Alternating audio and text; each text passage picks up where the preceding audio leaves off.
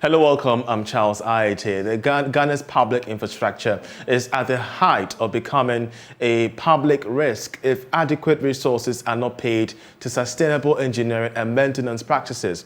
It comes as the country scored a D3 in the recent Ghana Infrastructure Report Card by the Ghana Institution of Engineering. Launching the scorecard in 2022 and 2023, the chairman of the research committee, Engineer Magnus Kwashi, projects a bleak regime of poverty if quality infrastructure is not adopted. Okay, if we don't maintain or do timely maintenance interventions, what it means is that whatever infrastructure we have is going to completely deteriorate, and it costs us more to build new ones. And every day we drive around, we see what happens. If you have a small pothole and you don't patch it, and then it becomes a lake, you know, and before you realize the road is completely gone. I mean, these are simple examples we have. So if we fail to act at the time we are supposed to, then it means that we are heading for a crash. Okay?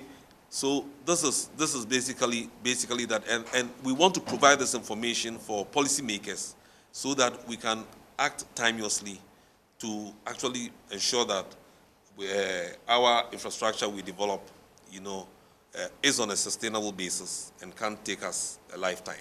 So this is really a qualitative research that the GHIE intends to contribute to the public discourse. Okay, so if we say we have maybe 1,000 schools, what does it mean?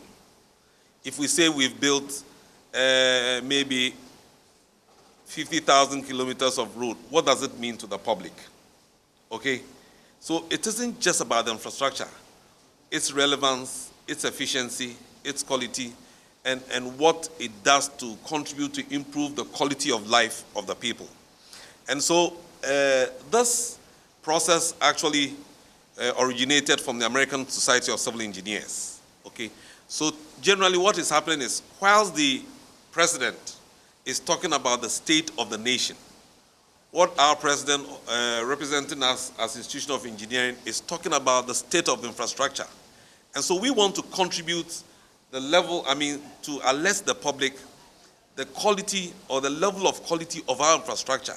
Now, if we build schools and they don't help our children, you know, I've been to some schools where I didn't do too much research, but I could tell that in 5 years they will all have vision problems, because you see this nice you see this building, honeycomb, not even glass, honeycomb, and the rooms are dark.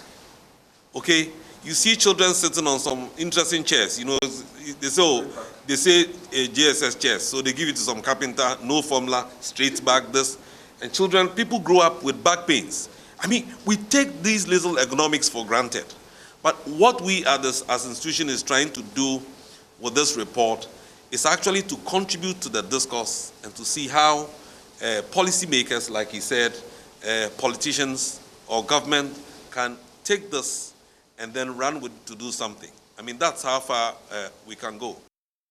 Well, that's Engineer Magnus Kwashi, the chairman of the research committee. Meanwhile, the president of the Ghana Institution of Engineering has called for some emergency reforms to ensure the sustainability of the country's infrastructure.